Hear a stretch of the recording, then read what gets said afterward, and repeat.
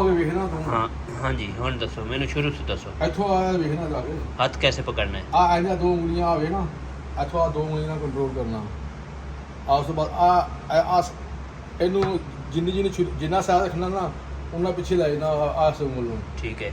ਮਸਲਾ ਆਵੇ ਨਾ ਇੱਕ ਸਾਈਜ਼ ਆ ਰਿਹਾ ਮੈਂ ਉਹਨਾਂ ਹੀ ਕਰਦਾ ਪਿਆ ਵਾ सही है ਠੀਕ ਆ सही है ਇਹ ਜਿਸਲੇ ਤੇਰੇ ਕੋਲ ਆ ਜਾਏਗੀ ਫਿਰ ਜਿੰਨੀ ਮਰਜ਼ੀ ਤੇਜ਼ ਕਰ ਲਾ ਜਿੰਨਾ ਮਰਜ਼ੀ ਤੇਜ਼ ਕਰ ਲਾ ਤੇਰਾ ਸਿਰਫ ਦਾ एक और कटो और मुझे तरीका शुरू से बताओ शुरू से तरीका बताएं हाजी साहब ये जी हाजी साहब बता रहे हैं कि कैसे हाथ पकड़ने हाथ को बचाना कैसे है ठीक है आ उंगली आगे पीछे इधर उड़ा के देख इधर हाँ, आगे ये देख रहा हूँ आए ठीक है ये तू ना कंट्रोल करना आए आए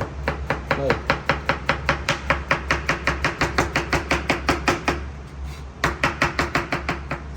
आ उंगल का सारा काम ठीक है ये जी हमें माशाल्लाह